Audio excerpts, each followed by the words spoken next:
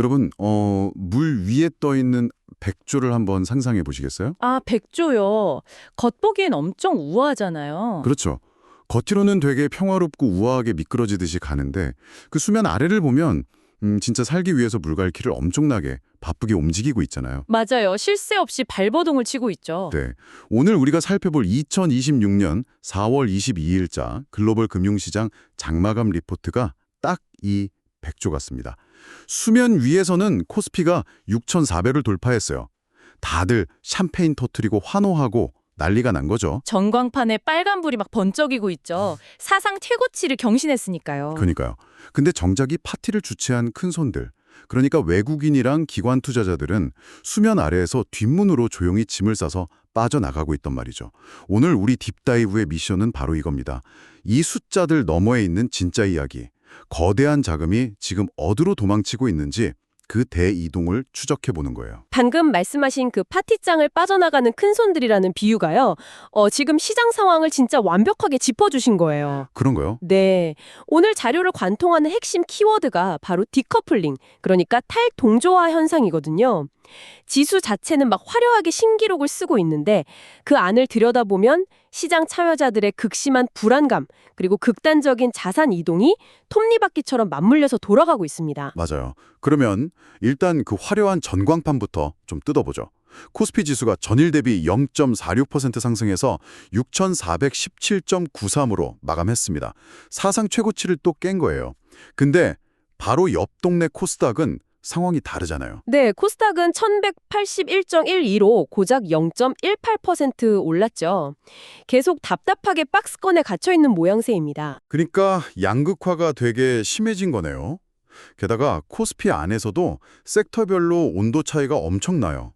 의료 정밀이나 화학 쪽은 막 1에서 2%대 강세를 보였는데 증권업은 무려 2.61%나 빠졌고요. 금융업도 1.62% 하락했단 말이죠. 시가총액 최상위권도 엇갈렸잖아요. 삼성전자나 삼성바이오로직스는 떨어졌는데 LG에너지솔루션이랑 삼성 SDI는 올랐으니까요. 네, 맞아요. 지수 전체는 올랐다지만 이 훈풍이 시장 전체로 싹 퍼지지는 않은 느낌이에요. 바로 그겁니다. 온기가 퍼지지 않고 있다는 증거죠. 특히 증권이나 금융업이 시장 평균을 밑돌면서 하락했다는 부분, 이게 시사하는 바가 큽니다. 아, 금융업이 떨어진 게 어떤 의미가 있는 건가요? 투자자들이 지금 이 상승장을 온전히 믿지 못하고 있다는 뜻이에요. 앞으로 금융 환경이 불안해지거나 주식 거래 대금 자체가 마를 수도 있다고 보는 거죠. 그래서 선제적으로 방어적인 심리가 깔려 있는 겁니다. 아, 그러니까 겉으로는 파티인데 속으로는 언제 판이 깨질지 모른다. 이런 거군요.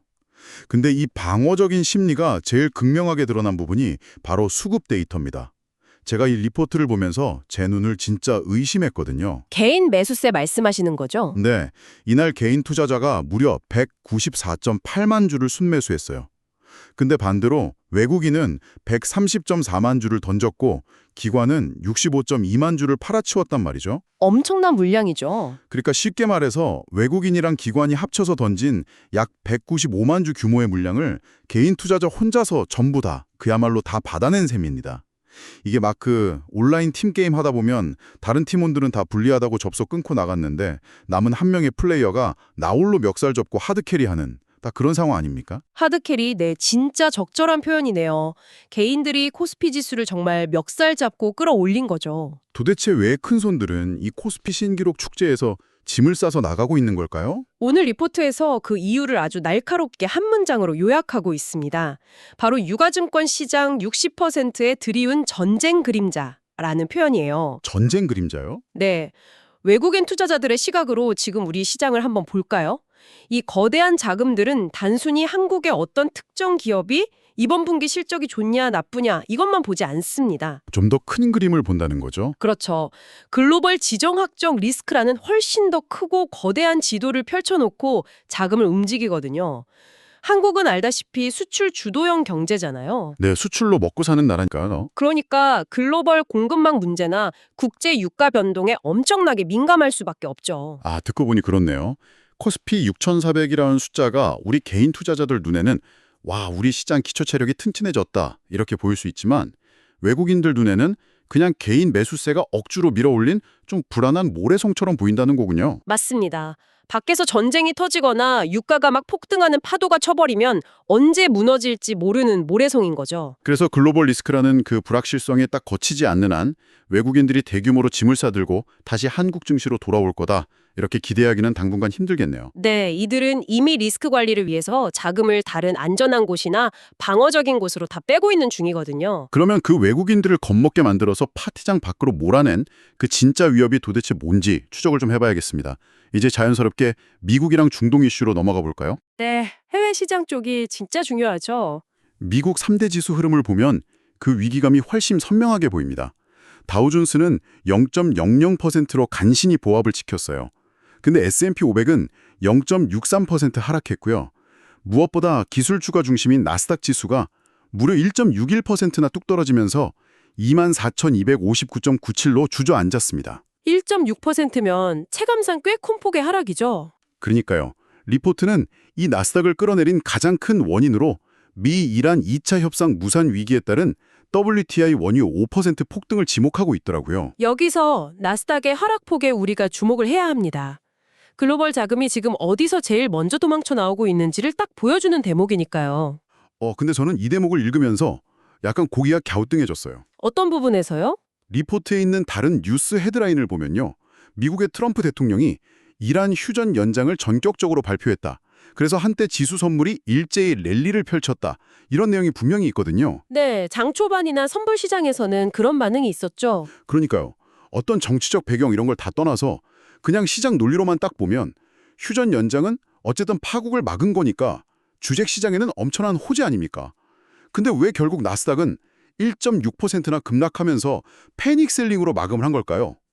휴전이라는 그 호재가 유가 폭등의 공포를 이기지 못한 건가요? 시장의 심리를 지금 아주 정확하게 짚어내셨어요. 우리가 보통 생각할 때는 주식시장이 나쁜 뉴스를 제일 싫어한다고 생각하잖아요. 네, 악재가 뜨면 바로 떨어지니까요. 근데 사실 시장이 제일 혐오하는 거, 진짜 끔찍하게 싫어하는 건 나쁜 뉴스가 아니라 불확실성 그 자체입니다. 아, 불확실성이요? 알 수 없는 거. 맞아요. 휴전 연장 발표 직후에 선목이 반짝 오르긴 했어요. 근데 투자자들이 잠깐 냉정을 되찾고 가만히 생각을 해보니까 이게 갈등이 완전히 끝난 종식이 아닌 거예요. 아, 언제 터질지 모르는 시한폭 타이머를 그냥 며칠 뒤로 밀어놓은 거구나 이렇게 깨달은 거군요. 그렇죠. 차라리 터질 거면 빨리 터져서 결과를 아는 게 나은데 미뤄둔 폭탄을 언제 터질지 모른 채 쳐다보고 기다려야 하니까 그게 훨씬 더 무서운 겁니다. 와, 공포감이 장난 아니겠네요. 게다가 WTI 원유 5% 폭등, 이거는 불확실한 미래가 아니에요. 당장 내일 우리 기업들 장부에 찍히는 아주 현실적인 공포거든요. 당장 기름값이 오르니까요. 유가가 배럴당 5% 오르면 당장 전 세계 화물선, 트럭, 이런 운송비가 확 뛰어오릅니다. 공장을 돌리는 에너지 비용도 엄청나게 급증하고요. 이게 고스란히 기업들의 부담이 되고 결국 물가 상승, 즉 인플레이션 압력으로 바로 직결이 되죠. 물가가 막 오르면 중앙은행이 가만히 안 있겠네요. 바로 그 지점입니다. 인플레이션이 다시 고개를 딱 들면 미국의 연방준비제도, 즉 연준은 시장이 그렇게 애타게 기다리던 금리 인하 카드를 물 건너 보낼 수밖에 없어요. 오히려 금리를 계속 높게 유지해야 됐네요. 물가를 잡으려면. 그렇죠. 여기서 왜 하필 나스닥이 제일 세게 직격탄을 맞았는지가 설명이 됩니다. 아, 기술주들이 모여있는 곳이니까요. 네, 나스닥에 포진한 거대 기술주들은 지금 당장 돈을 엄청나게 잘 번다기보다 막대한 돈을 빌려서 투자하고 아주 먼 미래에 거둘 혁신이나 성장에 기대서 주가가 높게 형성되어 있거든요. 꿈을 먹고 자라는 기업들이 많죠. 맞습니다. 근데 금리가 높게 유지가 되면 이 기업들이 돈을 빌리는 비용, 이자 부담이 폭증하겠죠. 그것뿐만 아니라 이들이 미래에 벌어들일 수익을 현재 가치로 환산할 때 수학적으로 엄청나게 깎여나갑니다. 할인율이 높아지니까요. 정확합니다. 그러니까 유가 폭등이 인플레이션을 부르고 인플레이션이 고금리를 꽉 고착화시키면서 기술주들이 꾸고 있던 그 화려한 꿈을 짓눌러버린 거죠. 와, 이게 진짜 도미노처럼 다 연결이 되네요. 중국의 불안이 기름값을 때리고 기름값이 금리를 딱 묶어두니까 금리에 제일 취약한 기술주들이 박살이 나는 구조군요. 그래서 시장이 아주 민감하게 반응을 한 겁니다. 그래서 오늘 리포트에 등장하는 새로운 트렌드가 저는 너무 흥미로웠어요. 그동안 시장을 막 주름잡던 M7, 그러니까 매그니피선트 세븐 같은 거대 기술주들 인기가 확 시들해지고 대신에 헬스케어랑 신성장 중심의 H5라는 애들이 새로운 피난처로 뜨고 있다. 이런 분석이 있더라고요. 이게 바로 지금 글로벌 자금의 거대한 로테이션, 즉 방어적 이동을 보여주는 아주 상징적인 현상입니다. 돈이 움직이고 있는 거네요. 네. 금리는 높고 미래는 불확실하잖아요. 이럴 때 큰 손들은 당장 가시적인 성과가 안 보이는 먼 미래의 꿈에서 돈을 뺍니다. 그리고 경기가 나빠져도 사람들이 어쩔 수 없이 지갑을 열어야만 하는 곳, 거기로 자금을 싹 옮기는 거죠. 그게 헬스케어가 대표적이겠네요. 아무리 물가가 오르고 경제가 폭망해도 내가 아프면 병원은 무조건 가야 하고 약은 사 먹어야 하니까요. 정확합니다. AI가 앞으로 세상을 바꿀 거라는 건 누구나 다 알아요. 근데 당장 이 거센 고금리 폭풍을 견디기에는 주가 변동성이 너무 무서운 거죠. 그렇죠. 언제 반토막 날지 모르니까 탄탄한 필수 소비 섹터이면서 동시에 고령화나 신약 개발 같은 확실한 성장 동력까지 가지고 있는 방어적 성장주로 자금이 대거 이동하고 있는 겁니다. 자본이 꿈을 쫓는 모험에서 생존을 위한 방어로 태세를 완전히 전환했다는 거군요. 근데 여러분, 주식시장 안에서만 돈이 움직이는 건 절대 아닐 거란 말이죠. 주식을 팔고 현금화한 이 돈들은 그럼 주식 밖의 다른 자산 시장에서 어떤 그림을 그리고 있을까요? 채권, 외환, 상품을 다루는 FICC 시장 동향을 보니까 와, 여기도 아주 난리가 났습니다. 수치가 아주 드라마틱하게 반했죠. 네, 제가 쭉 읊어볼게요. 우선 미국 10년물 국채금리가 FOMC의 매파적 기조 때문에 5bp가 올라서 4.09%가 됐습니다. 앞서 말씀드린 국제 유가 WTI는 배럴당 89.46달러로 치솟았고요. 국제 금값은 온스당 4,720달러 선을 뚫고 올라갔어요. 금값 상승세도 심상치 않죠. 근데 여기서 제일 기묘한 건 바로 비트코인입니다. ETF 순유입이 계속되면서 비트코인이 10만 3천 달러를 돌파했어요. 한편 원달러 환율은 1,445원으로 소폭 내렸는데 달러 인덱스 자체도 유로화 강세 때문에 159.12로 떨어졌습니다. 지표들이 정말 혼조세네요. 잠깐, 여기서 청취자 여러분들을 위해서 용어 하나만 딱 짚고 넘어갈게요. 아까 FOMC의 매파적 기조 때문에 국채금리가 5bp 올랐다고 했잖아요. 이게 쉽게 말해서 미국 중앙은행이 경제성장 챙기기보다 물가 잡는 걸 최우선으로 하겠다, 이런 강경한 태도, 즉 매파적인 성향을 보였고, 그래서 국채금리가 0.05%포인트, 그러니까 5bp가 튀어 올랐다, 이런 뜻 맞죠? 네, 맞습니다. 채권 시장에서 하루에 5bp가 움직인 건 상당히 큰 폭으로 뛴 거거든요. 중앙은행이 인플레이션이랑 절대 타협 안 하겠다는 강한 의지를 보이니까 시장 금리의 벤치마크 역할을 하는 10년물 국채 금리가 놀라서 확 뛰어오른 거죠. 알겠습니다. 근데요, 제가 이 FICC 데이터들을 쭉 보다가 정말 머리를 한 대 콱 맞은 것 같은 기분이 들었거든요. 어떤 지표 때문에 그러셨어요? 이게 전통적인 금융 상식으로는 완전히 모순되는 상황이 벌어지고 있어서요. 보통 전쟁이 나고 인플레이션이 덮치면 사람들은 세상에서 제일 안전한 피난처인 금을 사잖아요. 그렇죠. 전통적인 안전자산이니까요. 반면에 경기가 막 너무 좋고 시중에 유동성이 넘쳐오를 때는 변동성의 끝판왕이자 대표적인 위험자산인 비트코인을 사 모으고요. 근데 지금 보면 전통적인 안전자산의 상징인 금, 그리고 초위험자산인 비트코인이 동시에 사상 최고치를 향해서 미친 듯이 달리고 있어요. 아주 예리한 관찰이십니다. 이 상황을 대체 어떻게 해석해야 됩니까? 투자자들이 특정 국가가 발행하는 종이화폐 시스템 자체에 대한 신뢰를 완전히 잃어버리고 디지털 금이랑 진짜 금을 그냥 앞다투어서 쓸어담고 있다, 이렇게 봐야 하는 건가요? 와, 오늘 호스트님 통찰력이 대단하신데요. 방금 하신 말씀이 현재 글로벌 금융시장의 거대한 지각 변동을 가장 잘 보여주는 핵심입니다. 아, 진짜요? 네, 전통적으로 우리가 교과서에서 배우던 안전자산 대 위험자산, 이 이분법 공식이 지금 시장에서는 완전히 깨져버렸습니다. 지금 시장 참여자들이 가장 공포스러워하는 건 단순한 주가 하락이 아니에요. 그럼 뭐가 제일 무서운 건가요? 바로 내 주머니에 들어있는 화폐 가치의 소멸입니다. 아, 돈이 돈값어치를 못하게 되는 상황 말이군요. 10,000원짜리 한 장으로 김밥 한 줄도 못 사게 되는 그런 거요? 맞습니다. 오늘 리포트에 나온 물가 지표를 보면 그 공포의 실체가 아주 명확하게 드러납니다. 국제 유가 급등 때문에 미국의 생산자 물가지수, 그러니까 PPI가 전월 대비 1.6%나 상승했다는 데이터가 적혀 있죠. 1.6%요? 네, 이게 무려 4년 만에 최대폭으로 오른 겁니다. 잠깐만요. 생산자 물가라면 그 공장을 돌리는 기업들이 물건을 처음 만들 때 들어가는 원가 개념이잖아요. 정확합니다. 공장에서 물건을 막 찍어낼 때 드는 원자재 가격, 그리고 그 물건을 트럭에 실어서 마트까지 배송하는 데 드는 기름값.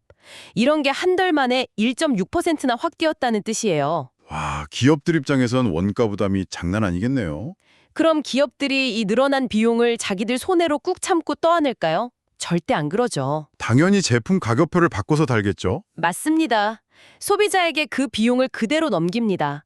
즉, 생산자 물가가 이렇게 급등했다는 건 곧 약간의 시차를 두고 여러분이 주말에 마트에서 장 볼 때 체감하게 될 소비자 물가, CPI가 미친 듯이 치솟을 거라는 아주 명백한 예고편인 겁니다. 와, 당장 몇 달 뒤에 내 월급으로 살 수 있는 쌀이나 계란의 양이 확 줄어들 거란 소리네요. 진짜 무서운데요?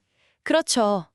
바로 그 공포 때문에 큰 손들은 지금 달러나 원화 같은 종이 화폐를 현금으로 가만히 쥐고 있는 것 자체가 세상에서 제일 큰 리스크라고 판단을 내린 겁니다. 그래서 돈을 다른 형태로 바꾸는 거군요. 네, 그래서 수천 년 동안 인플레이션을 훌륭하게 방어해온 실물 자산인 금을 일단 창고에 막 쌓아두는 거고요.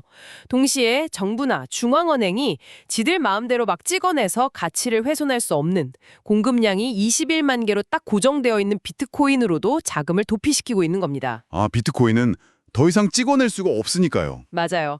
결국 지금 이 금과 비트코인의 동반 상승 현상은 각국 정부의 통제나 인플레이션의 늪에서 벗어나려는 거대 자본의 엑소더스, 즉 대탈출 현상이라고 해석할 수 있습니다. 진짜 소름 돋는 통찰이네요. 단순히 자산 가격 숫자가 오르는 게 아니라 국가가 보증하는 종이돈 자체에 대한 근본적인 불신이 지금 시장을 지배하고 있다는 거잖아요. 네, 돈의 성격이 번하고 있는 거죠. 네.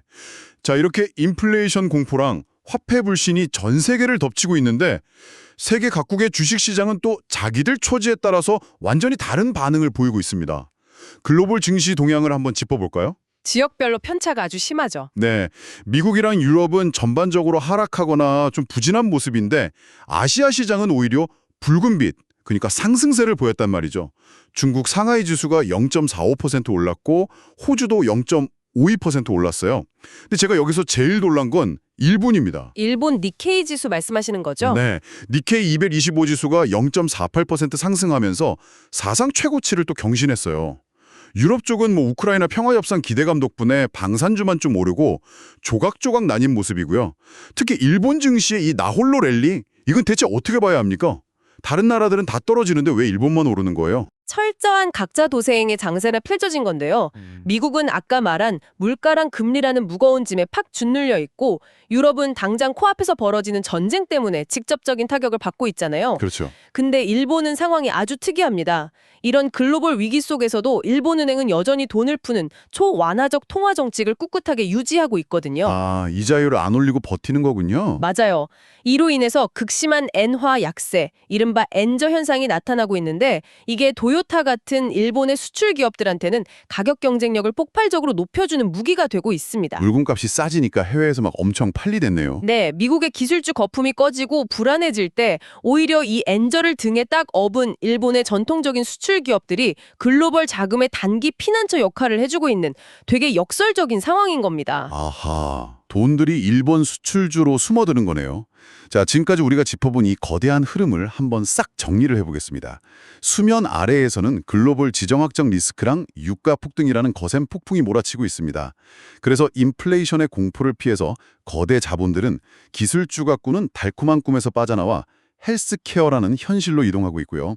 더 나아가서 종이 화폐를 버리고 금과 비트코인 같은 대체 자산으로 미친 듯이 도망치고 있습니다. 아주 완벽한 요약입니다. 그렇다면 당장 내일 아침 출근해서 증권 앱을 켜야 하는 우리 청취자 여러분은 이 복잡한 퍼즐 속에서 대체 무엇을 지표로 삼고 시장을 바라봐야 할까요? 리포트에 첨부된 이번 주 경제 캘린더를 보니까요. 붉은색으로 별표가 3개씩 쳐진 이벤트들이 꽤 많이 대기하고 있거든요. 네, 이번 주 시장의 단기적인 방향성을 결정지을 스모킹건, 즉 결정적인 단서가 될 지표들이 줄줄이 대기 중입니다.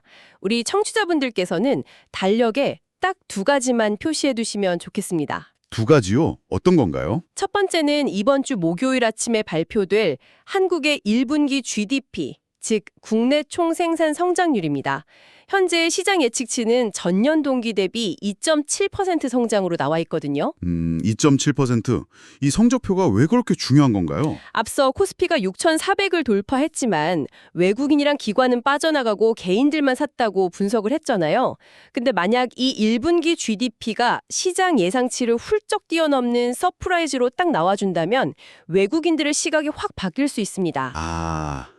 6,400이라는 숫자가 우리 개인들이 막 영끌해서 만든 모래성이 아니라 한국 경제의 수출 펀더멘털이 든든하게 뒷받침해주는 단단한 콘크리트 성이라는 걸 수치로 증명하게 되는 거군요. 정확합니다. 수치가 좋게 나오면 외국인 자금들이 한국 기초체력 괜찮네 하면서 리스크를 약간 감수하고서라도 다시 한국 시장으로 들어올 명분이 생기는 거죠. 코스피가 추가 상승할 수 있는 동력이 되는 겁니다. 그렇군요. 그럼 두 번째 관전 포인트는 뭔가요? 두 번째는 미국과 일본에서 나오는 실물 경제 그리고 통화정책 지표들입니다. 목요일 밤에 발표될 미국의 제조업 및 서비스 구매관리자 지수, 흔히 PMI라고 하죠. 그리고 다음 주 화요일에 있을 일본의 금리 결정. 이 두 가지를 꼭 주목하셔야 합니다. 아까 유가 급등이 공장 가동 비용을 올려서 인플레이션을 막 자극한다고 하셨잖아요. 네, 그렇죠. 이 고물가랑 고금리가 결국 사람들의 지갑을 완전히 닫게 만들고 기업들이 물건이 안 팔려서 공장문을 닫게 만들어서 결국 실물 경제의 진짜 뼈아픈 침체로 이어지고 있는지 그걸 바로 이 PMI 지표가 숫자로 보여줄 겁니다. 물가가 오르는 것도 무섭지만 물가 때문에 경제 자체가 쪼그라드는 스태그플레이션이 오고 있는지 그 공장들의 실제 주문량을 통해서 확인해야 한다는 뜻이군요. 그렇습니다. 거기에 더해서 엔화 약세를 무기로 질주하고 있던 일본이 금리 정책에 어떤 변화를 줄지 이것도 글로벌 자금 이동의 거대한 물꼬를 갑자기 확 틀어버릴 수 있는 아주 중요한 변수입니다. 일본이 금리를 올리면 돈이 또 크게 움직이겠네요. 요약하자면 지금은 코스피 사상 최고치라는 그 화려한 숫자에 마냥 취해 있을 때가 절대 아닙니다. 시장을 주도하던 M7에서 헬스케어 H5로 또 종이돈에서 비트코인과 금으로 향하고 있는 이 거대한 돈의 엑소더스를 아주 냉정하게 추적해야 할 시점인 거죠. 네, 겉으로는 진짜 백조처럼 우아해 보였던 수면 아래에 이렇게 복잡하고 거친 자금의 소용돌이가 치고 있었다니 오늘 심층 분석을 통해서 정말 많은 퍼즐 조각이 딱딱 맞춰주는 기분입니다. 저도 오늘 이야기 나누면서 시장의 흐름을 다시 한번 명확하게 정리할 수 있었습니다. 여러분, 오늘 우리가 이 딥다이브를 통해서 확인한 가장 서늘하면서도 중요한 사실은요. 바로 안전함의 기준이 통째로 흔들리고 바뀌고 있다는 겁니다. 과거에는 너무나 당연했던 그런 주식 투자의 공식들이 중동의 유가 폭등 한 번과 끈적끈적한 인플레이션 공포 앞에 그냥 속수무책으로 부서지고 있잖아요. 네, 패러다임이 변하고 있죠. 그래서 세상에서 가장 영리한 돈들은 종이화폐의 한계를 벗어나기 위해서 인류의 가장 오래된 자산인 금, 그리고 가장 현대적인 디지털 자산인 비트코인을 섞어서 바구니에 담는 이런 기현상을 만들어내고 있습니다. 자, 여기서 청취자 여러분께 한 가지 질문을 남기고 싶습니다. 어떤 질문이죠? 만약에 오늘 우리가 짚어본 대로 저 기름값에서 시작된 물가 상승의 파도가 다시 한번 우리의 평범한 일상을 확 덮친다면 여러분의 투자 포트폴리오에서 혹은 여러분이 지금 가장 관심을 두고 있는 분야에서 이 인플레이션을 튼튼하게 막아줄 수 있는 가장 든든한 방패는 과연 무엇입니까? 아직도 과거의 영광에만 기대서 꿈만 꾸고 계신가요? 아니면 다가올 이 거대한 충격에 대비해서 현실적인 방어막을 탄탄하게 치고 계신가요? 정말 꼭 한번 스스로에게 던져봐야 할 질문이네요. 네, 내일 아침 발표될 1분기 경제성적표를 딱 확인하시면서 이 거대한 불확실성의 시대에 나를 안전하게 지켜줄 방패는 무엇일지 꼭 한번 고민해 보시기 바랍니다. 오늘 준비한 딥다이브는 여기서 마무리하겠습니다. 함께해 주신 여러분 고맙습니다. 감사합니다.